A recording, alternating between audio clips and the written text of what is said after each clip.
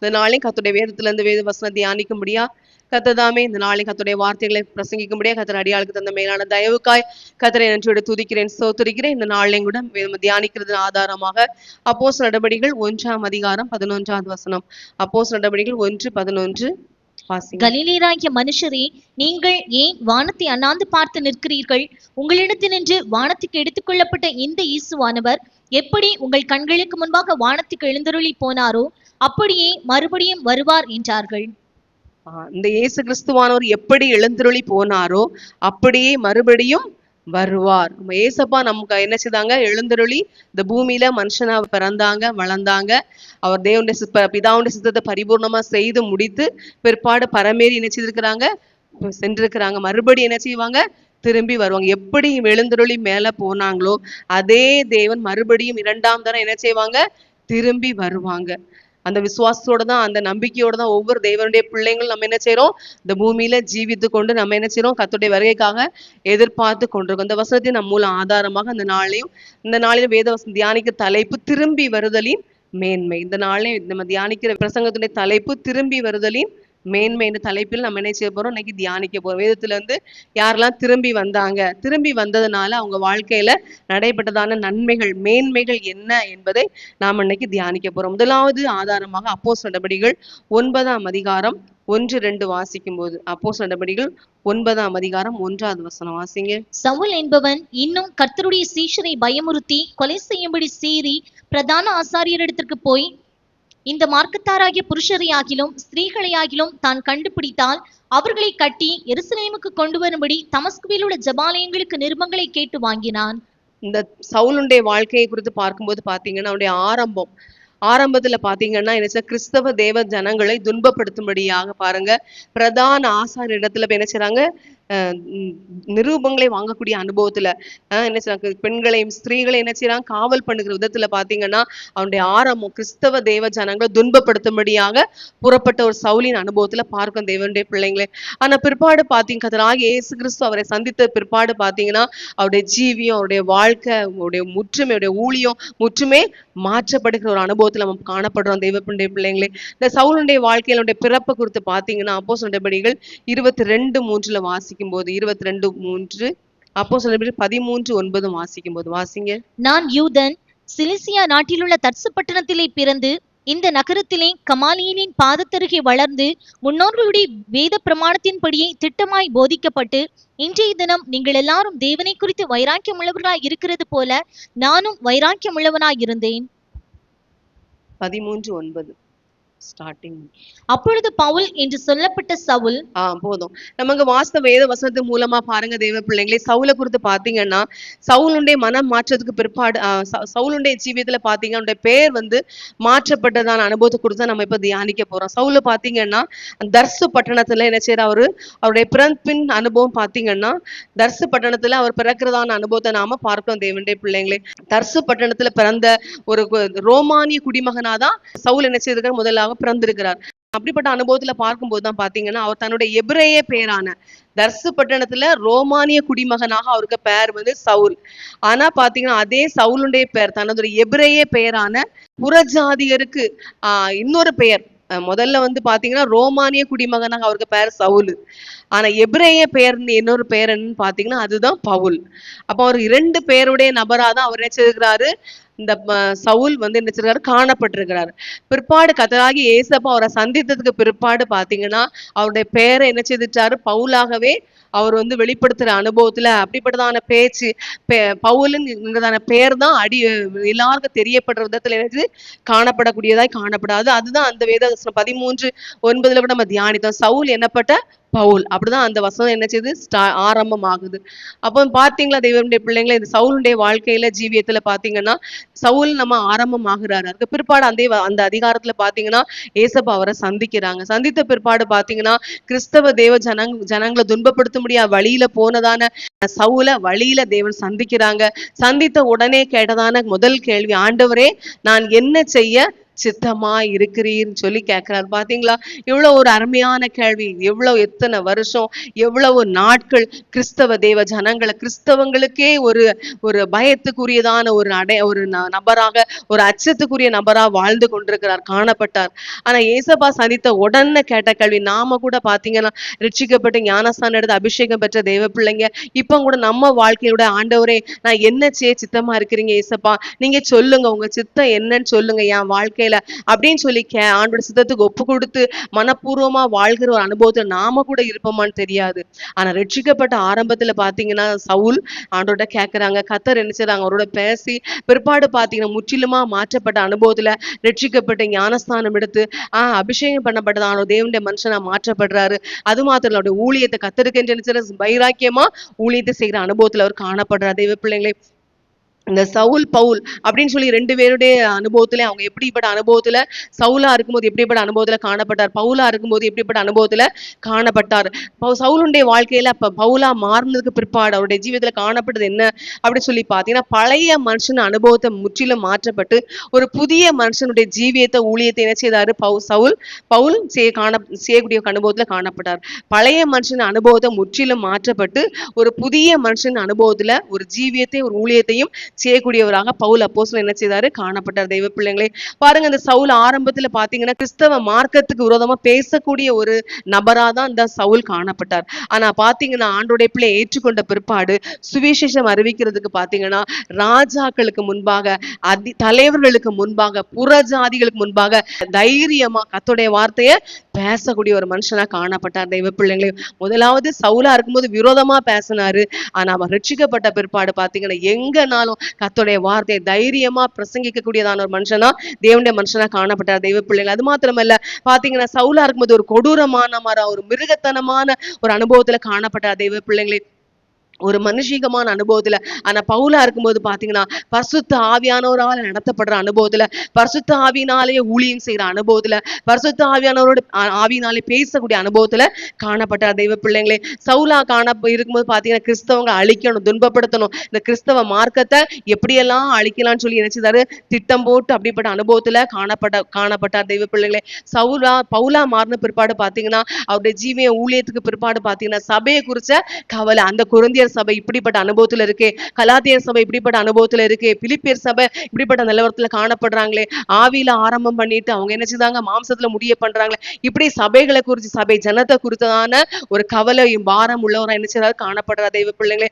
பாத்தீங்கன்னா கிறிஸ்தவ ஜனத்தை சவுலா இருக்கும்போது கிறிஸ்தவங்களுக்கு விரோதமா அவங்கள பயமுறுத்தி கிரியை செய்யக்கூடிய அனுபவத்துல எப்படியெல்லாம் பயமுறுத்த முடியுமோ, வீட்டுக்குள்ள இந்த வேத வசந்த வாசி வீட்டுக்குள்ள இருக்கவங்களை கூட போய் வெளியே பிரசங்கம் பண்ணல, வெளியே சுவிசேஷம் சொல்லல, வீட்டுக்குள்ள இருக்கிறவங்களை போய் என்ன செய்தாரு, அவர் பயமுறுத்தி அவங்கள பிடிச்சிட்டு போய் ஜெயில போடக்கூடிய அனுபவத்துல இந்த சவுல் ஒரு பொல்லாத மனுஷனா காணப்பட்டார். ஆனா ரட்சிக்கப்பட்ட பிற்பாடு பாத்தீங்கன்னா ஒரு ஆவியில வைராக்கியத்தோடு இயேசுதான் கிறிஸ்து என்று பிரசங்கிக்கக்கூடிய ஒரு அப்படிப்பட்டதான முழங்கக்கூடியவரை என்ன செய்தார், அவரு காணப்பட அனுபவத்தை பார்க்கும். தெய்வ பிள்ளைங்களே, சவுலா காணப்படும் போது பாத்தீங்கன்னா எங்க போனாலும் வந்தாலும் கிறிஸ்தவங்களுக்கு விரோதமான கிரியை செய்யக்கூடியவராக தான் காணப்பட்டாரு. ஆனா பவுலா மாற்றப்பட்ட போது எங்க போனாலும், ரோட்ல போனா கூட சும்மா போக மாட்டாரு. ஒரு பிசாசு போனா அந்த பிசாசை துரத்திட்டு போயிடுவாரு. ஒரு எங்க போனாலும் அவரால் எந்த இடத்துல போனாலும் சும்மா இருக்க முடியாது. எங்க போனாலும் விசேஷம் அறிவிக்கிறது, பிரசங்கம் பண்றது, அற்புத அடையாளங்களை செய்து வியாதியை சொஸ்தமாக்குறது, மரித்தவங்க உயிரோட இப்படிப்பட்ட அனுபவத்துல தேவனுடைய நாமத்தை பறைசாற்று அந்த அனுபவத்துல ஒரு சிறைச்சாலைக்கு போனா கூட சும்மா இருக்க மாட்டாங்க. அங்க பாட்டு பாடி ஆராதிப்பாங்க. அங்க பயங்கர ஒரு எழுப்புதல்னா சாதாரண எழுப்புதல் கிடையாது. அந்த அவங்களோட சிறைச்சாலை கதவுகள் திறக்கிற விதத்துல, பூமி அதிர்வு உண்டாகிற விதத்துல இப்படிப்பட்டதான ஒரு எழுப்புதல். அது மாத்திரம் சிறைச்சாலை உள்ளவங்க ரட்சிக்கப்படுற விதத்துல, அவங்க எல்லாம் ஞானஸ்தானத்துக்கு ஒப்பு கொடுக்கப்படுகிறது, இப்படிப்பட்டதான பயங்கரமான ஒரு மனுஷனா ஊழியத்தை செய்யக்கூடியவரா என்ன செய்தாரு, காணப்பட்டார். தெய்வ பிள்ளைங்களே, அது மாத்திரமில்ல பாத்தீங்கன்னா கிறிஸ்தவ ஜனத்துக்கு சவுலா காணப்படும் போது பாத்தீங்கன்னா கிறிஸ்தவ ஜனத்தை துன்பப்படுத்தும்படியா அவர் என்ன செய்தாரு, புறப்பட்டார். ஆனா பவுலா மாற்றப்பட்ட பிற்பாடு பாத்தீங்கன்னா இயேசு கிறிஸ்துவின் நாமத்துக்காக பாத்தீங்கன்னா பட்ட பாடுகளுக்கு அளவே இல்லை. பாடுகளுக்கு அளவே இல்லை, அடிகளுக்கு குறை கிடையாது, காவலுக்கு குறை கிடையாது, அப்படிப்பட்ட வியாதிகளுக்கு அனுபவத்துக்கு குறை கிடையாது. இப்படி பாத்தீங்கன்னா அடி, காவல், மரண அவஸ்தை, எத்தனையோ முறை மரண அவஸ்தை, எவ்வளவோ அடி, இப்படி தேவனுடைய நாமத்துக்காக அவர்பட்ட பாடுகளுக்கு பஞ்சமே இல்லைங்கிற அளவுல பாத்தீங்கன்னா சொல்ல கிறிஸ்துவுக்கு குறைவானதை நான் என்ன செய்ய இன்னும் நான் நிறைவேற்றணும், ஏசப்பாவுடைய அச்சு அடையாளங்கள் என் சரீரத்துல தரித்திருக்கிறேன், ஆண்டவருக்காக நான் பாட்ட பாடுகளுக்கு அனுபவத்தை தான் சரீரத்தை தரித்திருக்கிறேன் என்று அவர் சொல்ற அனுபவத்தை பார்க்கணும் தெய்வ பிள்ளைங்களே. அது மாத்திரம் சவுலா காணப்படும் ஒரு தாறுமாறான ஒரு ஓட்டத்தின் அனுபவத்துல காணப்பட்டார் தெய்வ பிள்ளைங்களே. தாறுமாறான ஓட்டத்துல காணப்பட்ட. ஆனா பாத்தீங்கன்னா அவருடைய முடிவுல பாத்தீங்கன்னா பவுலா மாற்றப்பட்ட பிற்பாடு பாத்தீங்கன்னா ஒரு நல்ல ஒரு ஓட்டத்தை, என் ஓட்டத்தை சந்தோஷத்தோட நான் ஓடி முடிக்கணும், என் பிராணனை நான் அருமையாக எண்ணெய் நல்ல போராட்டத்தை போராடி என் ஓட்டத்தை முடித்தேன் அப்படிங்கிற விதத்துல பாத்தீங்கன்னா ஒரு லட்சியத்தோடு, ஒரு லெக்கோடு, ஒரு நல்ல ஒரு பிரதானமான அனுபவத்துல ஓட்டத்தை முடிக்கிற ஒரு அனுபவத்துல ஓட்டம் ஓடக்கூடியவராக காணப்பட்ட தெய்வ பிள்ளைங்களே. சவுலின் அனுபவத்துல பாத்தீங்கன்னா நான் என்ற அனுபவத்துல ஒரு பெரிய ஒரு கர்ச்சிக்கிறவராக ஒரு சவுல் காணப்பட்டார் தெய்வ பிள்ளைங்களே.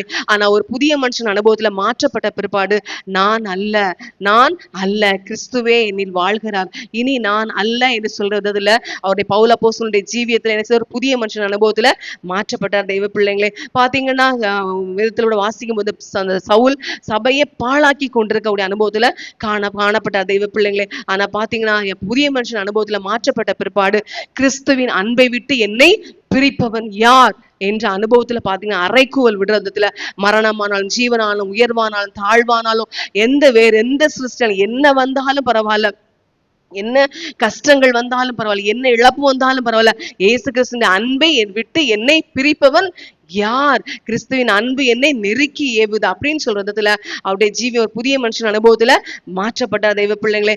சவுலின் அனுபவத்துல காணப்படும் போது பாத்தீங்கன்னா கிறிஸ்தவ மார்க்கத்துக்கு ஒரு கலக்கத்துக்குரிய நபராதான் என்ன செய்தாரு காணப்பட. கிறிஸ்தவ மார்க்கத்துக்கு சவுலுன்னு சொன்னாலே சின்ன பிள்ளைங்க கூட பயப்படுறதுல சவுல் வாரான், சவுல் வந்துட்டான் அப்படின்னாலே எல்லாருக்கும் ஒரு கலக்கம் வந்துடும் ஆட்டோமேட்டிக்கலா, என்ன பண்ணிடுவானோ என்ன செஞ்சிருவானோங்கிற ஒரு அனுபவம். ஆனா ஒரு புதிய மனுஷன் அனுபவத்துல மாற்றப்பட்ட பிற்பாடு பாத்தீங்கன்னா உலகத்தை கலக்கக்கூடியவரா அந்த பவுல் என்ன செய்தாரு மாற்றப்படுற. பாத்தீங்கன்னா சொல்லுவாங்க விதத்துல வாசித்து பாத்தீங்க உலகத்தை கலக்குகிறவர்கள் இங்கேயும் வந்து விட்டார்களா. பாத்தீங்களா ஒரு ஆரம்பத்துல பாத்தீங்கன்னா சவுலின் அனுபவத்துல காணப்படும் போது எப்படிப்பட்ட அனுபவத்துல காணப்பட்டாரு, பவுலின் அனுபவத்துல காணப்படும் போது எப்படிப்பட்ட அனுபவத்தை அவருடைய ஜீவியத்துல ஒரு பழைய மனுஷன் அனுபவத்தை மாற்றப்பட்டு ஒரு புதிய மனுஷனா அவர் திரும்பக்கூடிய அனுபவத்துல காணப்பட. அதனால அவருடைய வாழ்க்கை, அவருடைய ஜீவியம், ஊழியம் தேவனுடைய நாமத்துக்கு ராஜ்யத்துக்கு இன்றைக்கும் நம்ம அவரை குறித்து சொல்ற விதத்துல பாத்தீங்கன்னா ஒரு மேன்மைக்குரியவரா சாட்சிக்குரியவரா காணப்படுறாங்க. அல்லேலூயா அல்லேலூயா.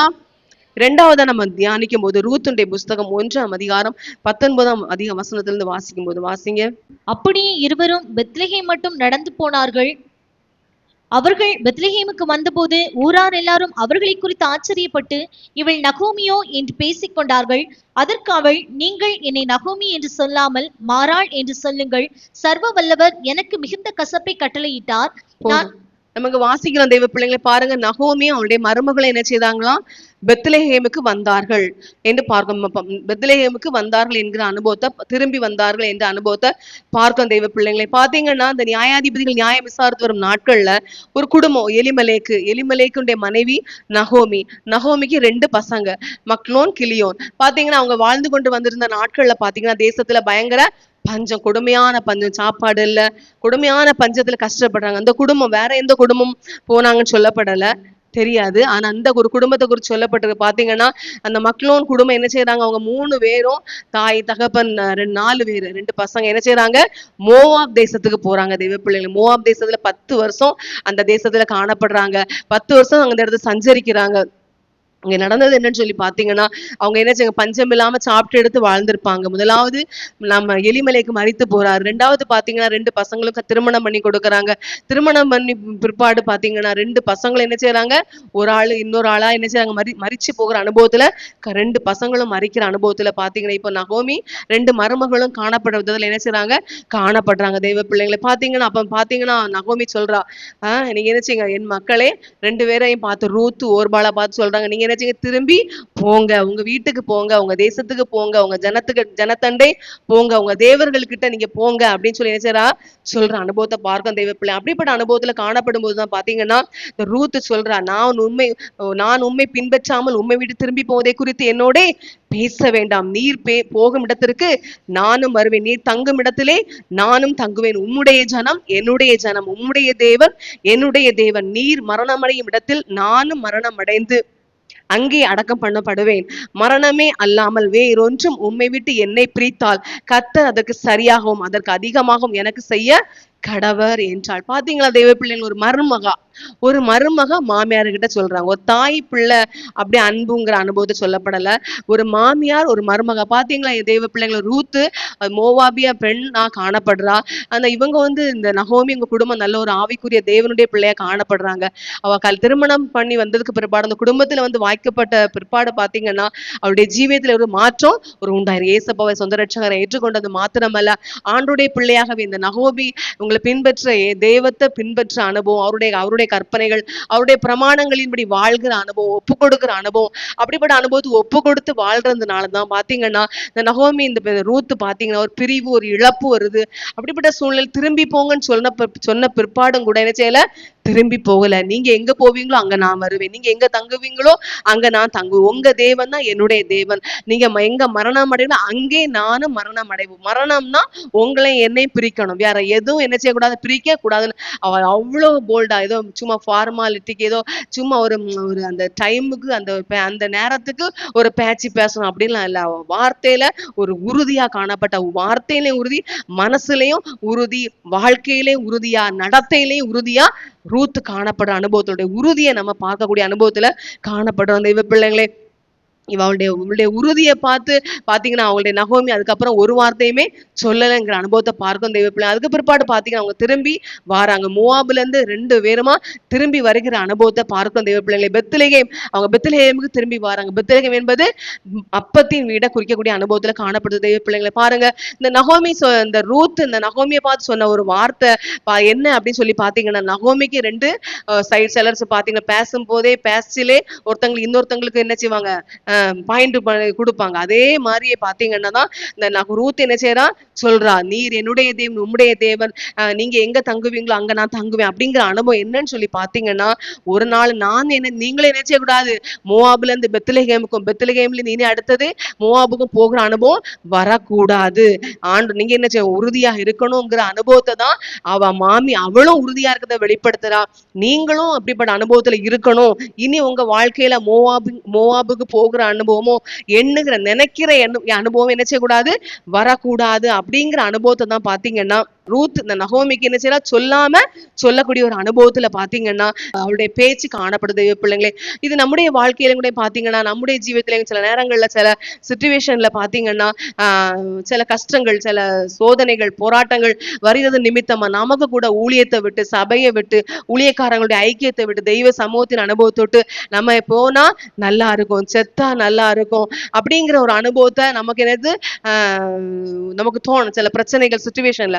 ஆனா அப்படிப்பட்ட அனுபவத்தை என்ன செய்யக்கூடாது, எந்த சூழ்நிலைகளும் தெய்வ சமூகத்தை விட்டோ, தேவனை விட்டோ, ஆலயத்தை விட்டோ, சபையை விட்டோ என்ன செய்யக்கூடாது, போகவே கூடாது. செத்தாதான் இந்த இடத்த விட்டு பிரிக்கணும், மரணம் தான், வேற எதுவும் என்ன செய்யக்கூடாது, என்ன பிரிக்கவே கூடாது, பிரிக்கவே முடியாதுன்னு சொல்லி உறுதியா சொன்னது போல அப்படிப்பட்டதான ஒரு உறுதி நமக்கும் தேவையாய் காணப்படுது பிள்ளைங்க. நம்முடைய ஒவ்வொருத்தருடைய தனிப்பட்ட ஜீவியத்திலையும் கூட என்ன சோதனைகள், போராட்டங்கள், கஷ்டங்கள் வந்தாலும் இந்த கிறிஸ்தவ மார்க்கத்தை விட்டு, தேவனை விட்டு, சபையை விட்டு, தெய்வ சமூகத்தின் நம்ம அனுபவங்களை விட்டு, தெய்வ சமூகத்தின் மேன்மையை விட்டு என்னை எதுவும் பிரிக்க மாட்டாது, பிரிக்க கூடாது, மரணம் தான் என்ன பிரிக்கணும் அப்படிங்கிற ஒரு அனுபவத்துல, ஒரு லெக்கோடு, லட்சியத்தோடு, ஒரு மன உறுதியோடு நம்முடைய ஜீவிதத்துல காணப்பட வேண்டியது அவசியமாய் காணப்படுது தெய்வ பிள்ளைங்களை. பாருங்க, நகோமி ஒரு வாலிப பெண். நகோமி திருமணமாய் ஒரு இளம் வயது பெண் தெய்வ பிள்ளைங்க. அவருடைய வார்த்தை மாமியாரோட நகோமி கூட இருக்கும் போதும் அவ உறுதியா தான் பேசினா. அவங்க திரும்பி வந்த பிற்பாடும் உறுதியா இருந்தா. மாமியார் கூட இருக்கும் போதும் அப்படிப்பட்ட உறுதியா தான் காணப்பட. பாருங்க, அந்த பெத்லகேமுக்கு வந்த பிற்பாடு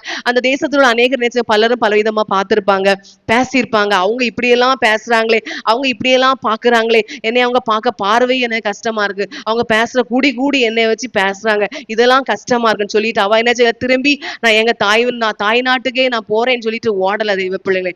அந்த இடத்துல என்ன எதிர்ப்பு வந்தாலும், என்ன மாதிரி மற்றவங்க பேசினாலும் எடுத்தாலும், அதன் மத்தியில் என்ன செய்தா அந்த ரூத்து உறுதியா மன உறுதியோட நின்றா. பிற்பாடு பாத்தீங்கன்னா ரூத்துடைய வாழ்க்கையில நகோமியுடைய அனுமதியோடு பாத்தீங்கன்னா அவள் என்ன போவாச பிற்பாடு திருமணம் பண்ற ஒரு அனுபவத்துல பாருங்க. அவன் இந்த இஸ்ரவேல் தேவனுடைய சட்டங்களின் கீழ் அடைக்கலமா தேவனுடைய நாமத்தை நம்பி அவன் வந்தா. அவளுடைய ஜீவியம் அப்படியா இருந்தது இல்ல. பாத்தீங்கன்னா அவளுடைய வாழ்க்கையிலையும் பாத்தீங்கன்னா ஒரு அற்புதம் நடக்கிற விதத்துல பாத்தீங்கன்னா அவளுடைய ஜெனரேஷன் பாத்தீங்கன்னா ஏசப்பாவுடைய கிறிஸ்து பிறக்கிறதான அந்த வம்ச வரலாறு அட்டவணையில இந்த ரூத்துடைய பெயர் இடம்பெயர் விதத்துல, ரூத் ஒரு மோவாபிய பெண், ஆனா இடம்பெயர் விதத்துல பாத்தீங்கன்னா ஒரு ஆசீர்வதிக்கப்பட்ட அனுபவத்துல பாத்தீங்கன்னா ஒரு ஆசீர்வதிக்கப்பட்ட ஒரு பெண்ணா என்ன செய்யறா காணப்படுற தெய்வ பிள்ளைங்க. அப்ப நம்முடைய வாழ்க்கையிலையும் கூட இந்த மோவாப்பை விட்டு பெத்லகேமுக்கு திரும்பி வர வேண்டியது அவசியமாய் காணப்படுது. நம்முடைய வாழ்க்கையில மன உறுதியின் அனுபவத்துல நாம் காணப்பட வேண்டியதும் அவசியமாய் காணப்படுது. அல்லேலூயா, அல்லேலூயா. மூன்றாவதாக நம்ம தியானிக்கும் போது தானியேலுடைய புஸ்தகம் 4ஆம் அதிகாரம் 30 வாசிக்கும் போது 34, 36 வாசிங்க. அந்த நாட்கள் சென்ற பின்பு நேபுகாத் நேச்சாராகிய நான் என் கண்களை வானத்துக்கு ஏறெடுத்தேன், என் புத்தி எனக்கு திரும்பி வந்தது. அப்பொழுது நான் உன்னதமானவரை ஸ்தோத்திரித்து, இது என் வல்லமையின் பராக்கிரமத்தினால் என் மகிமை பிரதாபத்துக்கென்று ராஜ்யத்துக்கு அரமனையாக நான் கட்டின மகா பாபிலோன் அல்லவா என்று சொன்னான். 34. அந்த நாட்கள் சென்ற பின்பு நேபுகாத் நேச்சாராகிய நான் என் கண்களை வானத்துக்கு ஏறெடுத்தேன், என் புத்தி எனக்கு திரும்பி வந்தது. போதும் பாருங்க தெய்வ பிள்ளைங்களை, நம்ம நேபுகாத் நேச்சாராய் குறித்து நம்ம தியானிக்கிறோம் தெய்வ பிள்ளைங்களே. நேபுகாத் நேச்சார் அந்த ராஜா பாத்தீங்கன்னா ஒரு பெரிய ஒரு ராஜா, ஒரு சக்தி பெரிய ஒரு ராஜான்னு அதோட நின்றுறது இல்ல, ஒரு சக்தி வாய்ந்த ஒரு பெரிய ஒரு பேரரசரா நினைச்சாரு இந்த பாபிலோன்ல. அவ்வளவு பெரிய ஒரு ராஜாவா காணப்படுற தெய்வ பிள்ளைங்களே. நேபுகாத் நேச்சாருடைய ஸ்பெஷல் அப்படி என்னன்னு சொல்லி பாத்தீங்கன்னா கலைநயம் மிக்கவர். கலைநயம்னு சொல்லி பாத்தீங்கன்னா ஒவ்வொருத்தரும் ஒவ்வொரு விதத்துல ஸ்பெஷலா காணப்படும். இவருடைய ஸ்பெஷல் என்ன அப்படின்னு சொல்லி பாத்தீங்கன்னா கட்டிடம், இந்த பில்டிங் எல்லாம் அழகழகா பாத்தீங்கன்னா நம்ம கூட சில இந்த ஊர்களுக்கெல்லாம் போகும்போது மைசூர் கூட நம்ம போயிருக்கும்போது பாத்தீங்கன்னா அந்த பேலஸ், அந்த அரண்மனை எல்லாம் பார்த்தோம் பாருங்க. அந்த எத்தனையோ வருஷம் ஆச்சு, ஆனா பாத்தீங்கன்னா ஒவ்வொரு இடமும் ஒவ்வொரு ஒரு பில்டிங், ஒரு இடம் கட்டியிருக்காங்க, ஒரு ராஜா உட்கார்ற இடம், ஒரு ராணி, இப்படி பார்த்து ஒவ்வொரு இடம், அந்த படிகள், ஒவ்வொரு சின்ன சின்ன இடத்துலயும் கூட பாத்தீங்கன்னா அவ்வளவு ஒரு கலை நியமிக்கிறது அழகா ஒரு வடிவமா பாத்தீங்கன்னா அதுல எப்படி பண்ணாங்களே அந்த காலத்துல, எப்படி இந்த காலத்துல கூட எவ்வளவு மிஷின்ஸ் இருக்கு, எவ்வளவோ நிறைய அட்வான்ஸா எவ்வளவோ கண்டுபிடிச்சிட்டாங்க. ஆனா அந்த நாட்கள் அப்படி எதுவுமே கிடையாது. ஆனா பாத்தீங்கன்னா இவ்வளவு அழகா. அதே மாதிரிதான் இந்த நேபுகாத் நேச்சார் பாத்தீங்கன்னா கலை நயம் மிக்க ஒரு கட்டிடங்கள் சிறப்பா ஸ்பெஷலா அப்படி பண்ணக்கூடிய ஒரு மனுஷனா காணப்பட்ட தெய்வ பிள்ளை. அவருடைய நாட்டுல பிரம்மாண்டமான பில்டிங்ஸ் கட்டிடங்கள் எல்லாம் இந்த நேபுகாத் நேச்சார் தான் கட்டக்கூடிய அனுபவத்துல காணப்பட்ட. அது மாத்திரமல்ல தொங்கும் தோட்டம் சொல்ற அனுபவம், அதெல்லாம் அந்த நேபுகாத் நேச்சாருடையதான அவருடையதான ஒரு சாதனையான அனுபவத்துலதான் காணப்படுது தெய்வ பிள்ளைங்களே. இப்படி பாத்தீங்கன்னா இவருடைய காரியங்கள், நிறைய காரியங்கள் ஒரு ஸ்பெஷலான அனுபவத்துல பண்ணியிருக்காரு. அதனாலதான் பாத்தீங்கன்னா அந்த வேதத்துல வாசிக்கும் போது பாத்தீங்கன்னா என் வல்லமையின் பராக்கிரமத்தினால் என் மகிமை பிரதாபத்தினால் நான் கட்டின மகா பாபிலோன் அல்லவா அப்படின்னு சொல்லி என்ன செய்யறான் அவன் சொன்னான் தெய்வ பிள்ளைங்களே. சொன்ன உடனே பாத்தீங்கன்னா மனுஷன் என்று தள்ளப்பட்டு பாத்தீங்கன்னா ராஜ்யபாரம் அவனை விட்டு நீக்கப்பட்டு பாத்தீங்கன்னா ஒரு மாட்டை போல் என்ன செய்யறாரு, அவரு மாட்டின் அனுபவத்துக்குள்ள மாற்றப்படுற அனுபவத்துல காணப்பட்ட தெய்வ பிள்ளைங்களே.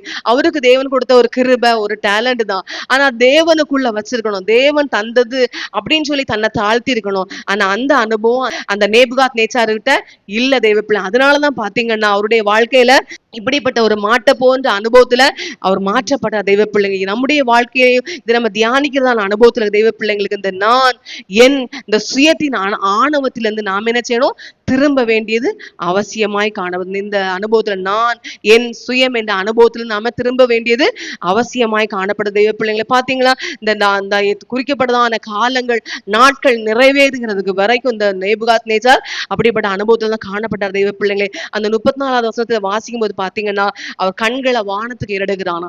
எனக்கு ஒத்தாசைவன் பர்வதங்களுக்கு நேராக கண்களை ஏறெடுக்க சொல்லப்படுது போல கர்த்தருக்கு நேராக கண்களை ஏறெடுத்த பிற்பாடுதான் அந்த வசனம் சொல்லப்படுது, புத்தி எனக்கு திரும்ப வந்தது, புத்தி எனக்கு திரும்ப வந்தது. கர்த்தரை நோக்கி பார்த்தேன். அவ்வளவு நாளும் நான் என்னாலதான் முடிஞ்சு, என்னாலதான் அதை செய்ய முடிஞ்சு, அந்த பில்டிங் கட்டினேன், அந்த கட்டடம் கட்டினேன், அதை பண்ணுனேன், இதை பண்ணுனேன், அதை செஞ்சேன், இதை செஞ்சேன், எல்லாம் என்னாலதான். நான் என்னன்னு அனுபவத்துல. ஆனா அதுக்கு பிற்பாடு தேவனால் உண்டான ஒரு வீழ்ச்சி, ஒரு குறைவு வந்த பிற்பாடு பாத்தீங்கன்னா, அதுக்கு ஒரு குறிக்கப்பட்ட காலத்துக்கு பிற்பாடு ஆண்டவர் நோக்கி தனக்கு மேல ஒருத்தர் இருக்காரு அப்படின்னு சொல்லி என்னைக்கு நினைச்சு பரலோகத்தின் தேவனை கண்ணன் மேல பார்த்தாரோ அன்னைக்குதான் அவருக்கு புத்தியும் வந்துச்சு. அன்னைக்குதான் அவருக்கு சிறையிருப்பின் அனுபவமும் அவருக்கு மாற்றப்படுற அனுபவத்தை வந்துச்சு. தெய்வ பிள்ளைங்களே, இதுல இருந்து நாம அறிகிற அனுபவம் என்ன அப்படி சொல்லி பாத்தீங்கன்னா, நம்முடைய தேவனாய கர்த்தர் என்ன செய்வாங்க, அகந்தையாய் நடக்கிறவங்களை தாழ்த்த அவரால முடியும். தெய்வ பிள்ளைங்களே, அவன் தேவனுக்கு மகிமை செலுத்தாம தனக்கே மகிமை செலுத்துகிற ஒரு அனுபவத்துல அவனுடைய ஜீவியத்துல காணப்பட்டான். தெய்வ பிள்ளைகள் தன்னை தாழ்த்தின போது பாத்தீங்கன்னா, அந்த நேபுகாத்நேச்சாருக்கு ராஜ மேன்மை திரும்ப வந்து அவனை விட்டு போன மந்திரிமார்கள், அவனுடைய அரண்மனையில் உள்ள எல்லாரும் நினைச்சுதாங்க தேடி வந்து மறுபடியும் நேபுகாத்நேச்சார் அரண்மனையில உட்கார்ந்து இருக்கிற விதத்துல நினைச்சுதான் மாற்றப்பட்டான். தெய்வ பிள்ளைங்களை பாருங்க, அவனுடைய வாழ்க்கையில பாத்தீங்கன்னா ஒரு அரண்மனையில ஒரு ராஜாவா அவன் நேபுகாத்நேச்சார் காணப்படணும். ஆனா இப்ப பாத்தீங்கன்னா அவருடைய ஜீவியத்துல இருக்க வேண்டிய நிலவரத்தை இப்போ ஒரு மாட்ட போன்ற ஒரு அனுபவத்துல அவரு காணப்படுறார். தெய்வ பிள்ளை, நம்முடைய வாழ்க்கையில ஏசப்பா நம்ம ஒவ்வொருவரையும் ஆசாரியராக ராஜாவாக என்ன செய்திருக்காங்க, நம்மள வச்சிருக்காங்க. நம்முடைய வாழ்க்கை அப்படிப்பட்ட அனுபவத்திலே நாம இருக்கிறோமா, இல்லை எப்படிப்பட்ட அனுபவத்துல நம்ம காணப்படுறோம்? அப்படிப்பட்ட அனுபவம் இல்லைன்னா நம்முடைய வாழ்க்கையில பெருமையின் அனுபவத்துல நாம காணப்படுறோம் என்பதை நாம ஆராய்ந்து பார்க்க வேண்டியது அவசியமா இருக்கும். தெய்வ பிள்ளைகளே, நம்முடைய வாழ்க்கையில இப்படிப்பட்ட புத்தி தெளிவின் அனுபவம் நமக்கு தேவை. நாம எப்படிப்பட்ட அனுபவத்தில் இருக்குதோ என்பதை நம்ம பார்த்து நாமும் கூட திரும்ப வேண்டியது அவசியமாய் காணப்படும். தெய்வ பிள்ளைகளை, நம்முடைய வாழ்க்கையில கஷ்டங்கள், வேதனைகள், இப்படிப்பட்ட தாழ்த்தப்பட்ட அனுபவங்கள் வருகிறதுக்கு முன்பாகவே நாம நம்மளை ஆராய்ந்து பார்த்து உணர்ந்து நாம திரும்ப வேண்டியது அவசியமாய் ஒன்றா காணப்படும். தெய்வ பிள்ளைங்க, நம்முடைய வேதத்தில் வாசிக்கிறோம். வேதத்தில் ஏசப்பா சொல்ற, நியாயத்தை செய்து இரக்கத்தை சிநேகித்து உன் தேவனுக்கு முன்பாக மனத்தாழ்மையை நடப்பதை அல்லாமல் வேற என்னத்தை தேவன் கேட்கிறார். அது மாத்திரமே, நாமம் தரிக்கப்பட்ட என் ஜனங்கள் தங்களை தாழ்த்தி என் முகத்தை தேடி அப்படின்னு சொல்லி பாத்தீங்கன்னா, தேவனுக்கு முன்பாக நம்மளை தாழ்த்தி நம்ம தேவனை நம்ம என்ன செய்யணும், தேடணும், ஆராதிக்கணும், தேவனுடைய நாமத்தை உயர்த்தணும், நம் தேவனை மகிமைப்படுத்தணும் என்பதை தான் கர்த்தராகிய தேவன் நம்ம ஒவ்வொருத்தருக்கிட்டையும் விரும்பக்கூடியவங்களை காணப்படுறாங்க. தெய்வ பிள்ளைகளை, வேதத்தில் கூட வாசித்து பார்த்தீங்க, உபாகமுடைய புஸ்தகம் உபாகமம் 8, 17, 18 வாசிக்கும் போது வாசிங்க. என் சாமர்த்தியமும் என் கைபலனும் இந்த ஐஸ்வர்யத்தை எனக்கு சம்பாதித்தது என்று நீ உன் இருதயத்தில் சொல்லிக் கொள்ளாமலும் இருக்க எச்சரிக்கையாயிருந்து உன் தேவனாகிய கர்த்தரை நினைப்பாயாக.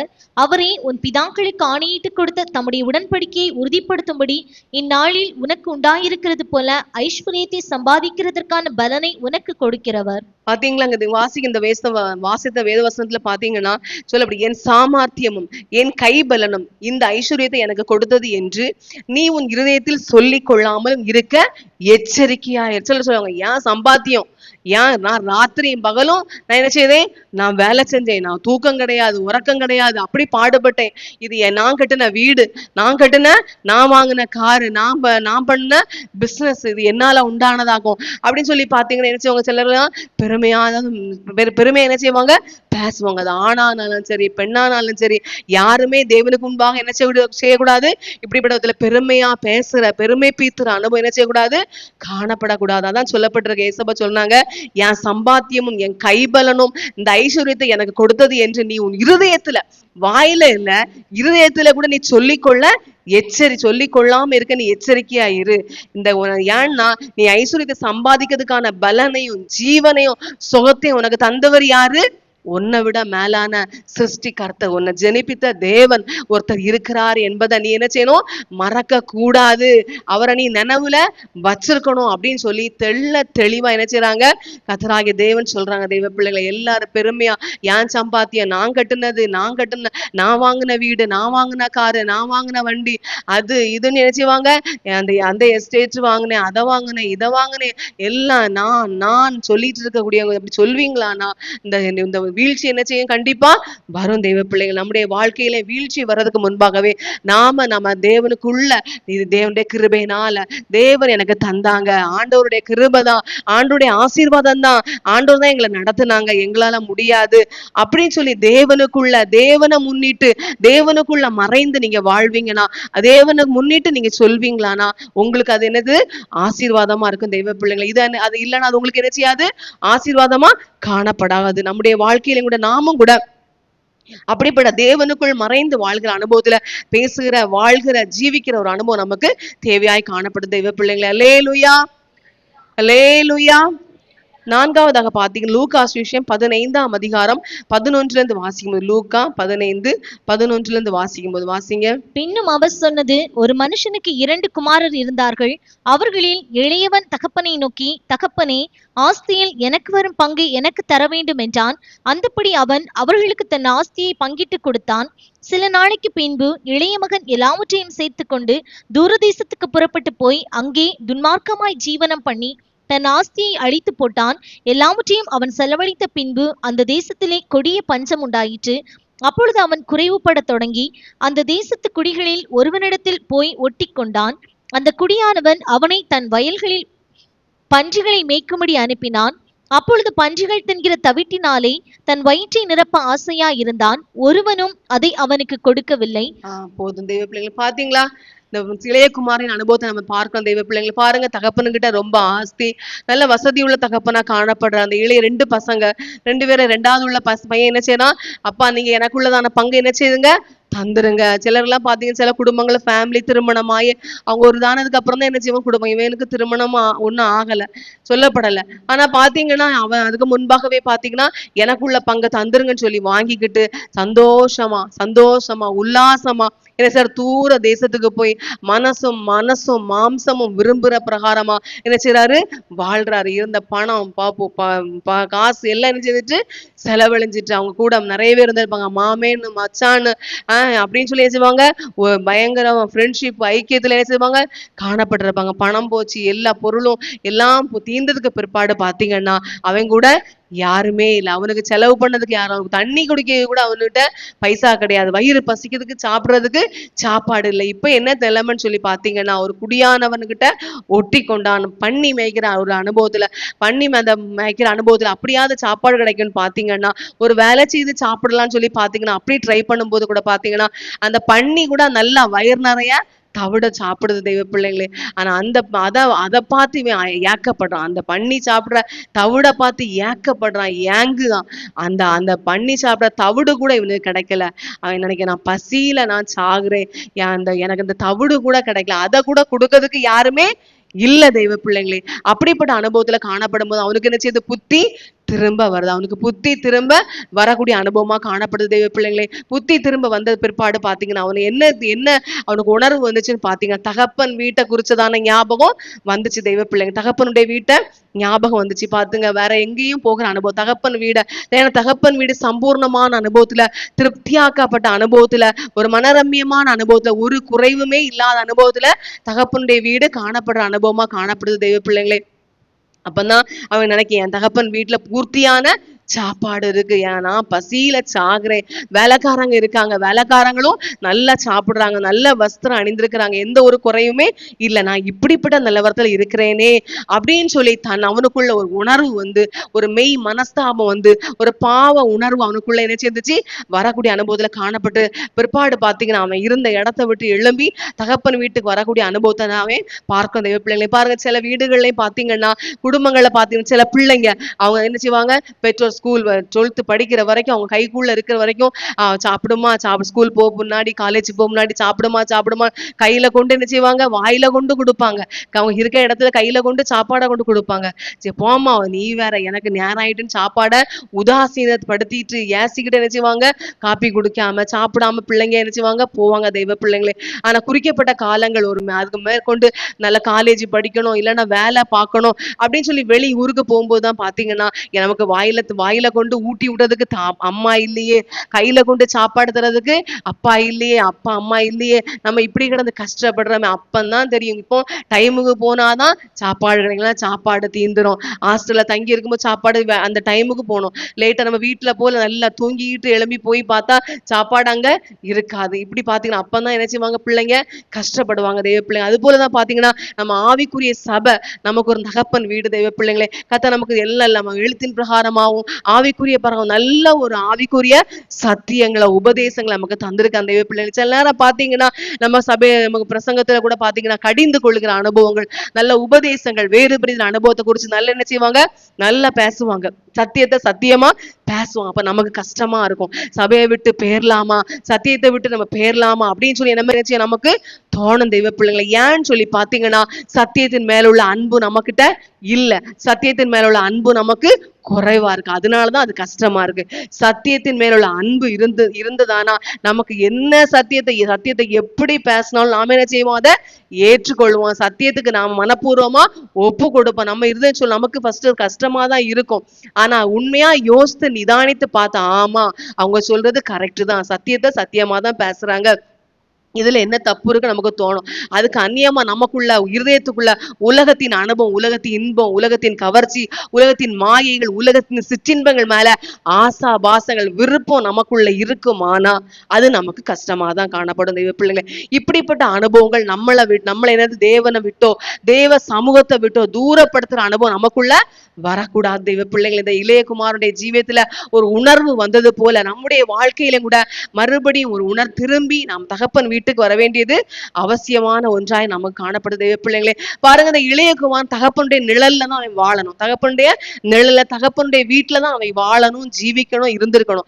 ஆனா அவன் பாத்தீங்கன்னா அவனுடைய ஜீவியத்துல வந்ததான சோதனையில வீட்டுல உள்ள சொத்து ஆஸ்தியை வாங்கிக்கிட்டு போயிட்டு மறுபடி பாத்தீங்கன்னா அவனுக்கு ஒரு உணர்வு வந்துச்சு, ஒரு உண்மையான மனம் திரும்புதல், உண்மையான ஒரு மனம் திரும்புதல். எதிர்த்து கூட வாசித்து பாத்தீங்கன்னா மனம் திரும்புகள் பரலோக ராஜ்யம் சமீபித்து இருக்குது. பாத்தீங்கன்னா அவனுடைய வாழ்க்கையில ஒரு மனம் திரும்புதல் உண்டானதுக்கு பிற்பாடு பாத்தீங்கன்னா அதுக்கு பிற்பாடு பாத்தீங்கன்னா அவனுடைய ஜீவியம் கரெக்டா இருக்கிற ஒரு அனுபவத்துல பாத்தீங்கன்னா காணப்படும் தெய்வ பிள்ளை. அது போல நம்முடைய வாழ்க்கையில கூட மனசும் மாம்சம் விரும்புறது போல் அந்த வாழ்ற அனுபவங்கள் நம்ம மனுஷனுக்கு செம்மையாய் தோன்றுகிற வழிகள் சொல்ல வேதத்தில் சொல்லப்பட்டிருக்கு. அது மாதிரி சொந்த வழிகள், இப்படி தேவனுக்கு பிரியமில்லாத எல்லா அனுபவத்தையும் நாம கூட விட்டு தகப்பன் வீடின் அனுபவத்துல காணப்பட வேண்டியது அவசியமாய் காணப்படுது. அது போல தெய்வ பிள்ளைங்களும் ஊழியர்களும் சரி நம்முடைய இஷ்டத்துக்கு நம்ம என்ன செய்யக்கூடாது, வாழக்கூடாது. ஒரு பிதாவுடைய சித்தத்தின் தெய்வ சித்தத்தின் அனுபவத்துல நம்ம வாழ வேண்டியது, ஒப்பு கொடுத்து வாழ வேண்டியது அவசியமாய் காணப்படுது. தெய்வ பிள்ளைங்களை நம்ம சத்தியத்தை அறிய தேவனுடைய சத்தியங்களை நம்ம அறிய நம்முடைய ஜீவியத்துல நம்முடைய ஜீவியம் என்ன செய்யணும், மாற்றப்பட வேண்டியது அவசியமாய் காணப்படுது. தெய்வ பிள்ளைங்களே, தேவன் விரும்பாத வழிகள், நம்மை நாமே அழித்துக் கொள்கிறதான காரியங்கள், இழிவான அருவருப்பான காரியங்கள் எல்லாவற்றை விட்டு தெய்வ சமூகத்தின் அனுபவத்துல தெய்வ சமூகத்தின் மேன்மையை அறிந்து தேவனுடைய அன்புக்கு இடம் கொடுத்து நாம் தேவனுக்கு பிரியமா வாழ வேண்டியது அவசியமாய் காணப்படுது. அல்லேலூயா, அல்லேலூயா. இப்ப நான்காவதாம் நாம் தகப்பன் வீட்டுக்கு நம்ம என்ன செய்யணும், மறுபடி தகப்பன் வீட்டுக்கு நாம திரும்ப வேண்டியது அவசியமாய் காணப்படுது. ஐந்தாவது நம்ம தியானிக்கும் போது ஆதியாகம புஸ்தகம் 35ஆம் அதிகாரம் 3-4 வாசிக்கும் போது ஆதியாகமம் 35:3-4. நாம் எழுந்து பெத்தேலுக்கு போவோம் வாருங்கள், எனக்கு ஆபத்து நேரிட்ட நாளில் என் விண்ணப்பத்துக்கு உத்தரவு அருளி செய்து நான் நடந்த வழியிலே என்னோட கூட இருந்த தேவனுக்கு அங்கே ஒரு பலிபீடத்தை உண்டாக்குவேன் என்றான். அப்பொழுது அவர்கள் தங்கள் கையிலிருந்த எல்லா அந்நிய தெய்வங்களையும் தங்கள் காதணிகளையும் யாக்கோபினிடத்தில் கொடுத்தார்கள். யாக்கோபு அவைகளை சீகேமூர் அருகே இருந்த ஒரு கர்வாலி மரத்தின் கீழே புதைத்து போட்டான். போதும் தெய்வ பாருங்க, இந்த யாக்கோபுடைய வாழ்க்கையில பாத்தீங்கன்னா அவரே சார் மறுபடி பதாம் ஆராமிலிருந்து பெத்தேலுக்கு திரும்பி வருகிற அனுபவத்தை பார்க்கிறோம் தெய்வ பிள்ளைங்களே. தன்னுடைய மாமா வீட்டுல இருந்து என்ன செய்யறாரு, திரும்பி வரக்கூடிய அனுபவத்துல காணப்படுற பகுதியை தான் நம்ம இப்ப வாசித்தோம் தெய்வ பிள்ளைங்களே. பாருங்க, யாக்கோபு ஆரம்பத்தை தன்னுடைய வீட்டுல இருந்து அவர் ஓடி போற வழியில தான் தேவன் அவரை சந்தித்த இடம் தான் பெத்தேல்.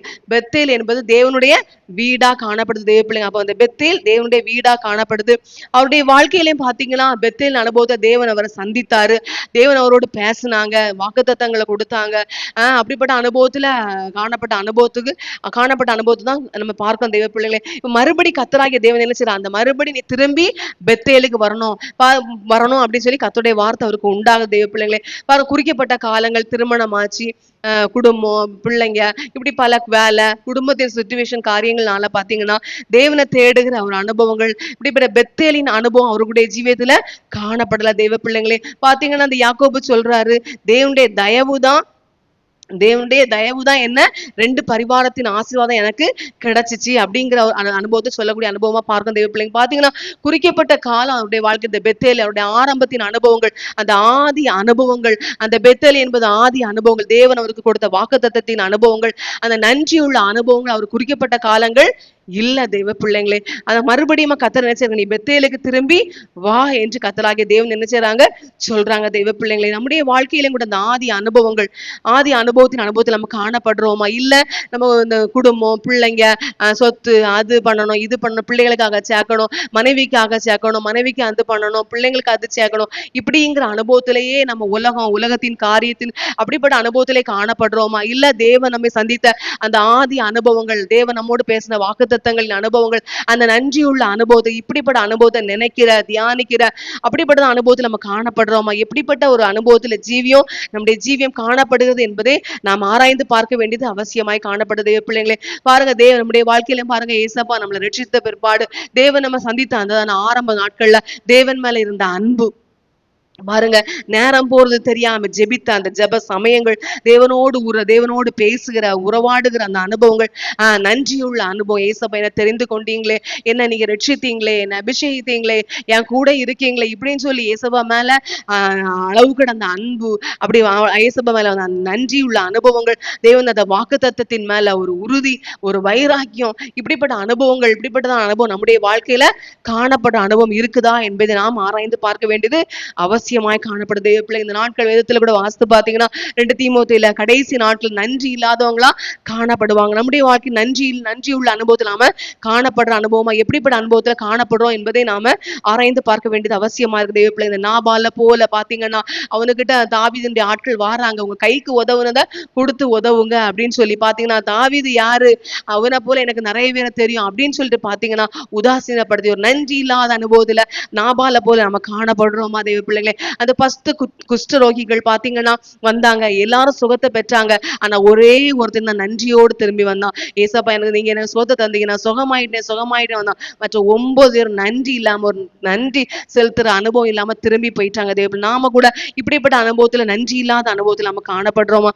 எப்படிப்பட்ட அனுபவத்துல நாம் தேவனுக்கு முன்பாக ரட்சித்தீங்களே, என்னை அபிஷேகித்தீங்களே, என் குடும்பத்தை கர்த்தர் பாதுகாத்தீங்களே, நான் உயிரோட இருக்கதே ஆண்டவருடைய கிருபைதான் அப்படின்னு சொல்லி அப்படிப்பட்ட ஒரு நன்றி உள்ள அனுபவங்கள், தேவனை நேசிக்கிற அந்த ஆதி அனுபவங்கள், கர்த்தர் நம்மை சந்தித்ததான அனுபவங்கள், இப்படிப்பட்டதான அனுபவம் நம்முடைய வாழ்க்கையில காணப்படுற அனுபவம் இருக்குதா என்பதை நாம் ஆராய்ந்து பார்க்க வேண்டியது அவசியமாய் காணப்படுது. எப்படி அது மாத்திரமல்ல, இப்படிப்பட்ட யாக்கோபு திரும்பி வந்ததுக்கு பிற்பாடு பாத்தீங்கன்னா வேதவசனம் வாசித்தோம், அவருடைய வஸ்திரங்கள் மாற்றப்படுது பிள்ளைங்களே. அவங்க இவ்வளவு நாள் இருந்ததான வஸ்திரத்தின் அனுபவங்கள் மாற்றப்பட்டது. அது மாத்திரமல்ல, அந்நிய தெய்வத்தை அவங்க நினைச்சாங்க முற்றிலுமாய் ஒழித்தாங்க. அது மாத்திரமல்ல, அந்நிய தெய்வங்கள், காதணிகள், இவைகள் எல்லாம் கர்வாலி மரத்தின் கீழே புதைத்து போட்டாங்க என்ற விதத்துல வாசிக்கும் தெய்வ பிள்ளைங்களை. பாருங்க, தேவன் விரும்பாத திரும்பி வந்த பிற்பாடு பாத்தீங்கன்னா அவங்களுடைய வாழ்க்கையின் மேன்மைகள், மேன்மை என்னன்னு சொல்லி பாத்தீங்கன்னா, அந்நிய தெய்வங்கள், தேவன் விரும்பாத காதணிகள் எல்லாத்தையும் நினைச்சதாங்களா புதைச்சி போட்டாங்க என்று பார்க்கும் தெய்வ. திரும்பி வருதலின்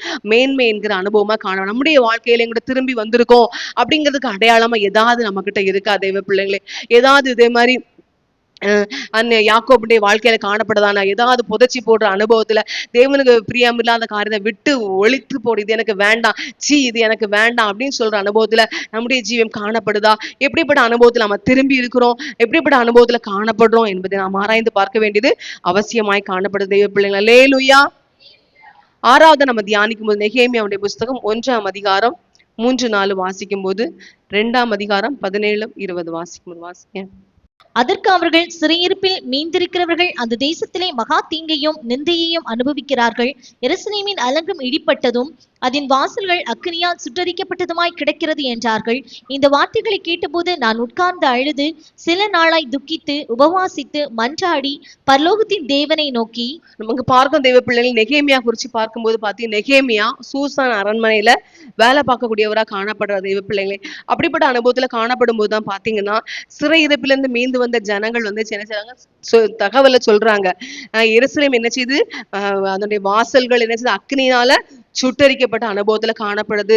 சிறையிருப்பில் மீண்டவர்கள் அந்த தேசத்துல மகா தீங்கையும் நிந்தையையும் அனுபவிக்கிறாங்க. எருசலேமின் வாசல்கள் இடிக்கப்பட்ட அனுபவத்துல, அதனுடைய மதில் சுவர்கள் இடிக்கப்பட்ட அனுபவத்துல, தீக்கிரையாக்கப்பட்ட அனுபவத்துல காணப்படுது அப்படின்னு சொல்லி என்ன செய்யறாங்க, சொல்றாங்க தெய்வ பிள்ளைகளே. இந்த வார்த்தையை கேட்ட பிற்பாடு பாத்தீங்கன்னா, உடனே இந்த நெகேமியா தேவனுடைய மனுஷன் என்ன செய்றாங்களா, துக்காந்து அழுது துக்கித்து உபவாசித்து மன்றாடி பரலோகத்தின் தேவனை நோக்கி என்று நம்ம பார்க்கிறோம் தெய்வ தெய்வ பிள்ளைங்களை பாருங்க. நம்ம வாழ்க்கையில நம்ம முதலாவது ஏதாவது தகவலை கேட்டா நம்ம இப்படிப்பட்ட ஒரு ஒரு வாசல்கள் இடிஞ்சு கிடக்குது அப்படின்னு சொல்ல நாம அழுவோமா தெய்வ பிள்ளைங்களே? நம்முடைய குடும்பங்கள்ல நம்ம தூரத்துல சொந்தம் இப்படி ஏதாவது பழக்கம், யாராவது மறிச்சிட்டாங்க, யாருக்காவது ஆக்சிடென்ட் ஆயிட்டு அப்படின்னா நமக்கு மனசுக்கு ரொம்ப நெருக்கமானவங்க, நம்ம இனஜனம் அப்படிப்பட்டதானவங்களுக்காக கேள்விப்பட்டாதான் நமக்கு என்ன செய்யும்? ஃபர்ஸ்ட் நமக்கு அழுகையே வரும், நமக்கு துக்கம் வரும். ஆனா பாருங்க, இந்த நெகேமியாவுடைய வாழ்க்கையில பாத்தீங்கன்னா துக்கித்து அழுது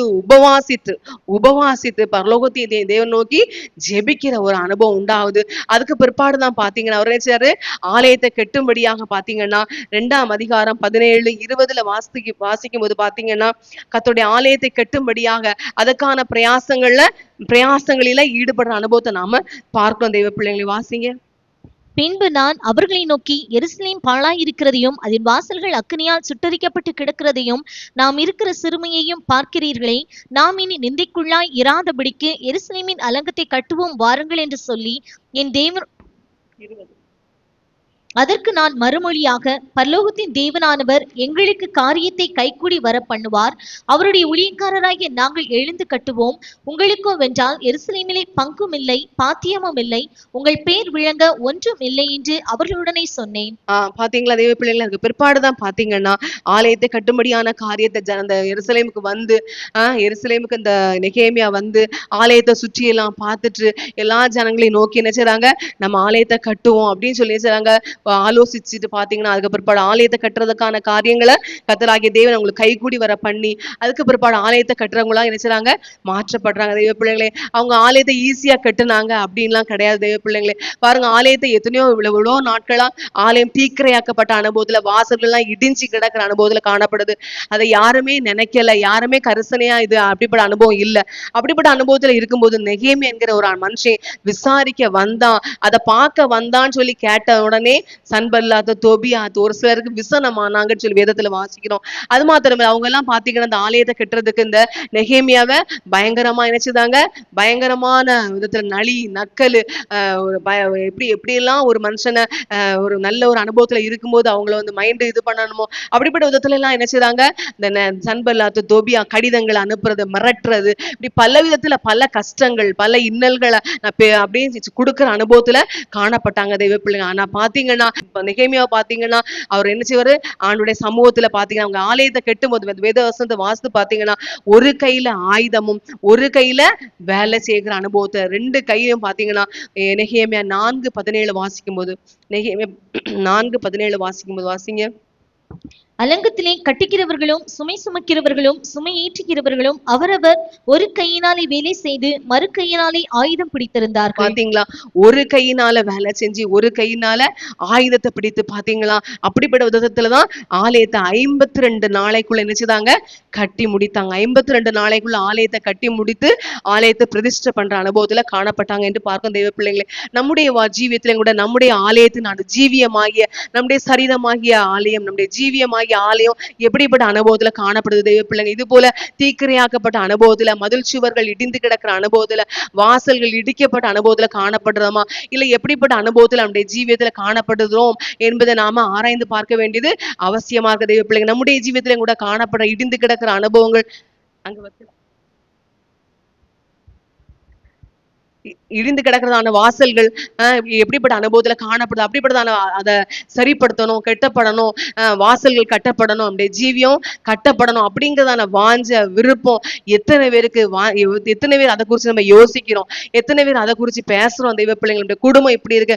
ஒரு காலத்துல நம்முடைய குடும்பம் ஆவிக்குரிய குடும்ப ஜீவியத்துல, உன்னதமான குடும்பத்துல, எப்போதும் அபிஷேகத்துல, எப்போதும் ஆவியில நிரம்புற அனுபவத்துல, எப்போதும் தெய்வீகமான அனுபவத்துல, குடும்பத்துல ஒரு சமாதானம், ஒரு சந்தோஷம், ஒரு நிம்மதியின் அனுபவத்துல, ஒரு தெய்வீகமான அனுபவத்துல காணப்பட்டோம்.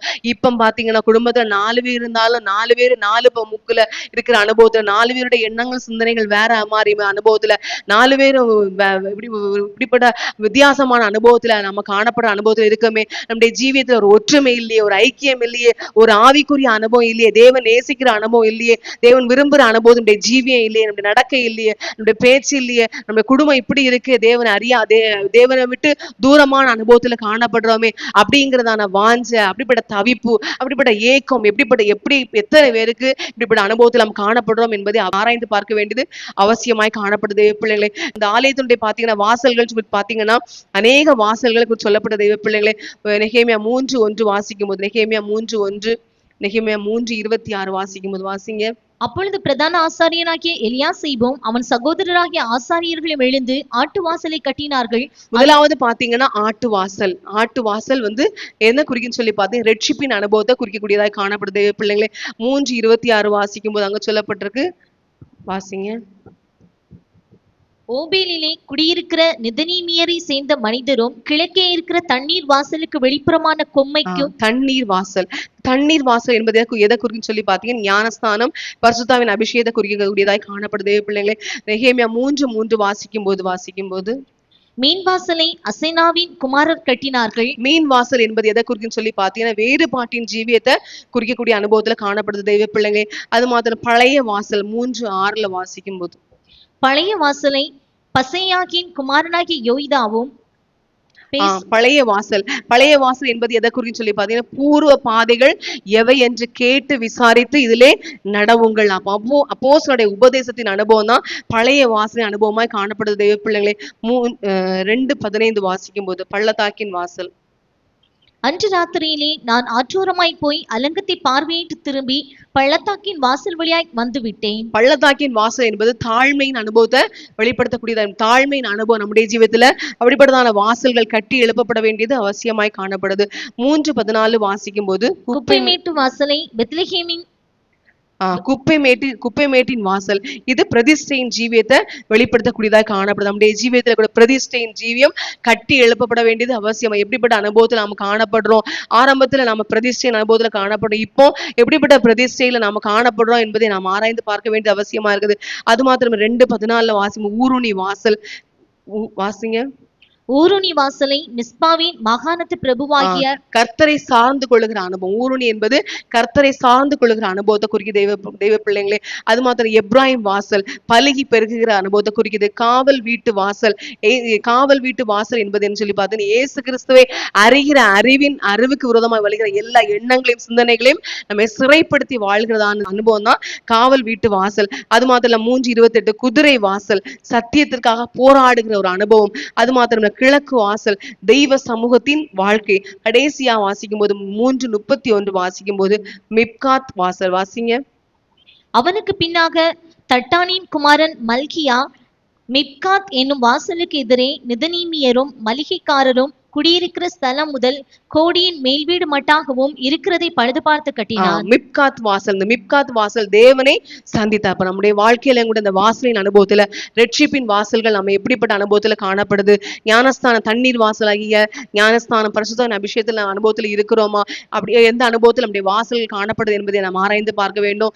மீனின் வாசலின் அனுபவத்துல வேறுபாட்டின் ஜீவியம், பழைய வாசலின் அனுபவத்துல அப்போஸ்தலருடைய உபதேசம், பள்ளத்தாக்கின் வாசலின் அனுபவத்துல தாழ்மையின் அனுபவங்கள், குப்பைமேட்டின் வாசல்ல பிரதிஷ்டையின் ஜீவியம், ஊருணி வாசல்ல கர்த்தரை சார்ந்து கொள்கிறது, எப்ராஹிம் வாசல்ல பலுகி பெருகுகிற அனுபவங்கள், காவல் வீட்டு வாசல் இயேசு கிறிஸ்துவை அறிகிற அறிவுக்கு விரோதமா எழும்புகிற எண்ணங்களை சிறைப்படுத்துகிற அனுபவங்கள், குதிரை வாசலின் அனுபவத்துல சத்தியத்திற்காக போராடுகிற அனுபவங்கள், கிழக்கு வாசலின் அனுபவத்தை தெய்வ சமூகத்தின் வாழ்க்கை, மிப்காத் என்பது தேவனே சந்தித்தலின் அனுபவம். இப்படிப்பட்ட அனுபவத்துல இந்த வாசலின் அனுபவத்துல எந்த வாசல் நம்ம ஜீவியத்துல நம்முடைய குடும்பத்துல இடிந்து கிடக்குது, மதில் சுவரின் அனுபவங்கள், வாசலின் அனுபவங்கள் இடிந்து கிடக்குது, எந்த அனுபவத்தில் நம்ம குறை உள்ளவர்களா நம்ம காணப்படுகிறோம் என்பதை ஆராய்ந்து பார்த்து தெய்வ சமூகத்துல உட்கார்ந்து நாமளும் உபவாசித்து ஜெபம் பண்ணி பாத்தீங்கன்னா ஒரு கையில ஆயுதமும் ஒரு கையில வேலை செய்தது போல நாமும் கூட பாத்தீங்கன்னா நம்ம குடும்பத்துல இருந்தாலும் ஒரு பக்கம் ஜெபமும் வேத வாசிப்போம் தெய்வ சமூகத்தின் அனுபவத்தோட நம்ம இருக்கும்போது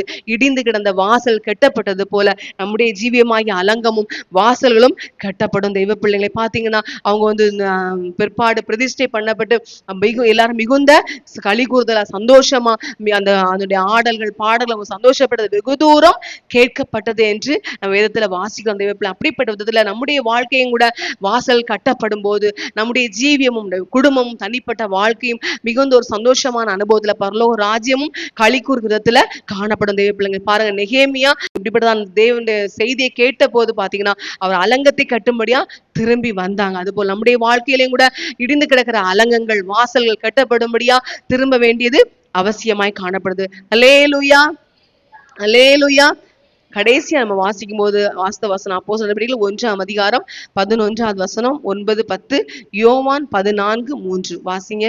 கலிலேயராகிய மனுஷரே, நீங்கள் ஏன் வானத்தை அண்ணாந்து பார்த்து நிற்கிறீர்கள்?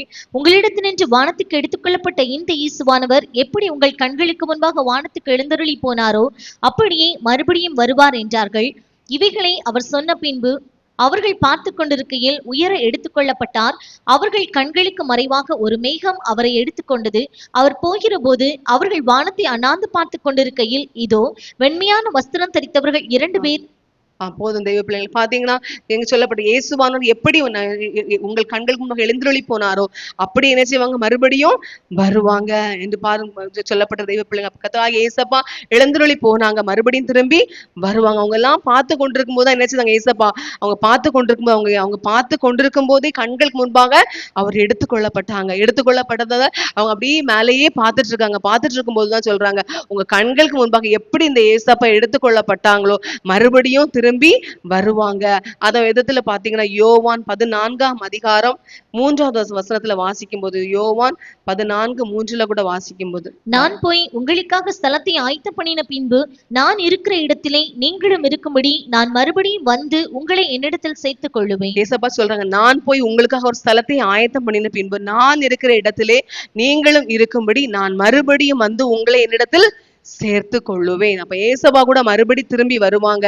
எதுக்காக வருவாங்க, திரும்பி மேன்மை என்னன்னு சொல்லி பாத்தீங்கன்னா நம்ம ஒவ்வொருவரையும் அழைத்து கொண்டு போக அவர் என்ன செய்வாங்க, திரும்பி வருவாங்க. தெய்வ பிள்ளைகள் நம்ம ஒவ்வொருவரையும் அழைத்து போக கர்த்தராகிய இயேசப்பா திரும்பி வரும்போது நாம ஆயத்தமா இருந்தா என்ன செய்வோம், நம்ம அவரு கூட போகிற அனுபவத்துல காணப்படுவோம். தெய்வ பிள்ளைங்களே, ஒரு நிமிஷத்திலே ஒரு இமைப்பொழுது கர்த்தருக்குள்ள மரித்தவங்க என்ன செய்வாங்க, எழுந்திருப்பாங்க. பிற்பாடு உயிரோடு இருக்கக்கூடிய நாமும் கூட தேவனோடு இருக்கிறவர்களை நம்ம காணப்படுவோம் போது ஒரு நிமிஷத்துல ஒரு இமைப்பொழுது நாம எடுத்துக்கொள்ளப்படுவோம். தெய்வ பிள்ளை, நம்முடைய வாழ்க்கையில ஜீவிதத்தில் நம்ம எப்படிப்பட்ட அனுபவத்துல இருக்கோம், ஏசப்பா வந்து உடனே ஏசப்பா வரும்போது அவரோடு கூட எடுத்துக்கொள்ளப்படுற அனுபவத்துல உள்ள ஜீவியத்துல நம்ம காணப்படுறோம். அதே பிள்ளைங்களே, அப்படிப்பட்டதான ஜீவியம் உடையவர்களாக, அப்படிப்பட்டதான பேச்சு உடையவர்களாக, அப்படிப்பட்டதான பரலோக ராஜ்யத்தை குறிச்சுதான வாஞ்ச, தவிப்பு, ஏக்கம், விருப்பம், இப்படிப்பட்ட அனுபவத்துல காணப்படுறோமா? இல்ல நான் வீடு கட்டணும், கட்டணம் போடணும், அதை வாங்கணும், இதை வாங்கணும், அப்படிப்பட்டதான உலகத்துக்குரிய அனுபவத்துல நம்ம காணப்படுறோமா?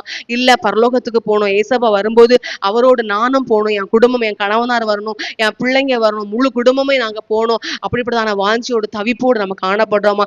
எப்படிப்பட்டவங்களா நம்ம காணப்படுறோம்? தெய்வ பிள்ளைங்களே, 1 கொரிந்தியர் புஸ்தகம் 15ஆம் அதிகாரம் 23-51 வாசிக்கும் போது வாசிங்க. அவனவன் தன் தன் வரிசையிலே உயிர்ப்பிக்கப்படுவான். முதற்பலனானவர் கிறிஸ்து, பின்பு அவர் வருகையில் அவருடையவர்கள் உயிர்ப்பிக்கப்படுவார்கள். எக்காலம் தொனிக்கும், அப்பொழுது மரித்தோர் அழிவில்லாதவர்களாய் எழுந்திருப்பார்கள், நாமும் மறுரூபமாக்கப்படுவோம். இதோ ஒரு ரகசியத்தை உங்களுக்கு அறிவிக்கிறேன், நாம் எல்லாரும் நித்திரை அடைவதில்லை, ஆகிலும் கடைசி எக்காலம் தொனிக்கும் போது ஒரு நிமிஷத்திலே ஒரு இமைப்பொழுதிலே நாம் எல்லாரும் மறுரூபமாக்கப்படுவோம். வேத வசனம் வாசித்தது பிற்பாடு பாத்தீங்களா தெய்வ பிள்ளைங்களே, வாசித்தது போல 23வது வசனத்தை பாத்தீங்கன்னா, அவன் தன் தன் வரிசையிலே உயிர்ப்பிக்கப்படுவான். முதற்பலனானவர் கிறிஸ்து, பின்பு அவர் வருகையில் அவருடையவர்கள் உயிர்ப்பிக்கப்படுவார்கள். அவருடைய வருகையில அவருடையவர்களா வாழ்ந்தவங்க தான் என்ன செய்வாங்களாம், உயிர்ப்பிக்கப்படுவாங்களா தெய்வ பிள்ளைகள். அது மாத்திரமல்ல, இதோ ஒரு ரகசியத்தை சொல்லுகிறேன், நாம் எல்லாரும் நித்திரை அடைவதில்லை, ஆகிலும் கடைசி எக்காலம் தொனிக்கும் போது ஒரு நிமிஷத்திலே ஒரு இமைப்பொழுதிலே நாம் எல்லாரும் மறுரூபமாக்கப்படும். சிலர் சொல்லுவாங்க, நான் கடைசி நேரத்துல ரட்சிக்கப்பட்டுருவேன், நான் மனம் திரும்பிடுவேன், ஞானஸ்தானம் எடுத்துருவேன், அபிஷேகம் பற்றுவேன், நான் பொல்லாத, என் தேவனுக்கு பிரியமில்லாத பொல்லாத காரியங்கள், பொல்லாத ஜீவியங்கள், பொல்லாத நடக்க எல்லாமே நான் மாறிடுவேன் அப்படின்னு சொல்லி சுவிசேஷம் சொன்னா, நீங்க இப்படி இருக்கீங்களே, இப்படி மாறுங்க, திருந்துங்க, சில காரியங்கள் நல்ல விஷயங்களை சொன்னா அவங்க என்ன செய்வாங்க, நான் கடைசி அதை பின்னாடி பாத்துக்கலாம், எவ்வளவு நாள் இருக்குல்ல, அப்படின்லாம் இல்ல. இன்றைய ரட்சணிய நாள், இன்றைய அனுக்கிரகம் நம்முடைய வாழ்க்கையில நாளைக்கு நான் ஒரு மாசம் இத்தனை அந்த வயசு, இப்ப இந்த வயசு 35 வயசு தான் ஆகுது, எனக்கு இன்னும் நாட்கள் இருக்கு அப்படின்லாம் இல்ல தெய்வ பிள்ளை. யாருக்கு எவ்வளவு நேரம், எத்தனை காலம் அந்த பூமியில கொடுக்கப்படும் என்பது யாருக்குமே தெரியாது தெய்வ பிள்ளை. இப்படிதான் அநேகர், எத்தனையோ தெய்வ பிள்ளை, சில அநேக நம்ம சாட்சிகளை நம்ம கேட்டிருக்கோம் தெய்வ பிள்ளை. ஒரு சகோதரி கிட்ட சொன்னாங்களா, நீ ரட்சிக்கப்படுமா, அவனுடைய வசனத்தை ஏற்றுக்கொண்டு ஏசப்பா உன்னை நேசிக்கிறாங்கன்னு சொன்ன சொன்னாங்களா, நான் வெளியூர் ஊருக்கு போயிட்டு வந்ததுக்கு பிற்பாடு நான் ஏசப்பாவை ஏற்றுக்கொள்றேன், அது வரைக்கும் அவரை வெயிட் பண்ண சொல்லுங்க அப்படி சொல்லிட்டு அவங்க கார்ல ஏறி போனாங்களாம். போன வழியில ஆக்சிடென்ட் ஆகி ஸ்பாட்ல அவங்க இறந்து போனாங்களாம். தெய்வ பிள்ளைங்களே, நம்ம கர்த்தருடைய வார்த்தையை கேட்கிற நாம அன்றைக்கு அந்த நிமிஷமே அப்பொழுதே நாம ஒப்பு கொடுக்கப்பட வேண்டியது அவசியம். நான் ஞானஸ்தானம் எடுக்க இன்னும் ஒரு வருஷம் போட்டு, இன்னும் 2 வருஷம் போட்டு அப்படின்லாம் இல்லை. அபிஷேகம் பெற்றுக்கொள்ள இன்னும் எனக்கு நாட்கள் போட்டு அப்படின்லாம் கிடையாது. தெய்வ பிள்ளைகளே, நம்ம ஒவ்வொருத்தரும் ஒவ்வொருத்தருடைய தனிப்பட்ட ஜீவியத்திலையும் கூட கர்த்தருடைய வசனம் நம்ம நோக்கி வருதா, கர்த்தருடைய வார்த்தை நம்மளை பார்த்து பேசப்படுதா, நம்ம உடனடியாக கர்த்தருடைய சத்தத்துக்கு, கர்த்தருடைய வார்த்தைக்கு நம்ம ஒப்பு கொடுக்க வேண்டியது அவசியமாய் காணப்படுது. தெய்வ பிள்ளைங்களே, ஒரு நிமிஷத்துல ஒரு இமைப்பொழுதுல, ஒரு நிமிஷம் ஒரு இமைப்பொழுது எவ்வளவு நேரம் தான் இருக்கும் தெய்வ பிள்ளைங்களே? எவ்வளவு ஒரு 5 நிமிஷம் இருக்குமா? வாய்ப்பே கிடையாது. நான் மனம் திரும்பிடுவேன், அப்ப நான் சுத்திகரித்துருவேன், நான் வேறுபாட்டின் வாழ்க்கை நான் வாழுவேன். இப்ப நான் என்ன செய்ய, வேற வழி இல்ல, உலகத்தோடு வாழ்ந்துதான் ஆகணும், உலகத்தோடு இருந்துதான் ஆகணும். அப்படிப்பட்ட அனுபவத்துல இருக்கிறோமா தேவ பிள்ளைகள்? அப்படிப்பட்ட அனுபவத்துல பேசுறோமா? அப்படிதான் அனுபவத்துல பழகுறோமா? நம்ம ஜீவியம் எப்படி, நம்முடைய வாழ்க்கை எப்படி, நம்முடைய குடும்பம் எப்படி இருக்குது? நாம எல்லாரும் கர்த்தருடைய வருகையில நாம என்ன செய்யணும்? காணப்படணும். தேவனுடைய ராஜ்யத்துல நம்ம காணப்படணும். தெய்வ பிள்ளை அந்த வசனத்தை வாசித்தது போல அவருடையவர்கள் எடுத்துக்கொள்ளப்படும். இந்த பூமியில எடுத்துக்கொள்ளப்படுற அனுபவமானாலும் சரி, மரணமானாலும் சரி, ஏசப்பா வரும்போது நாம என்ன செய்யணும்?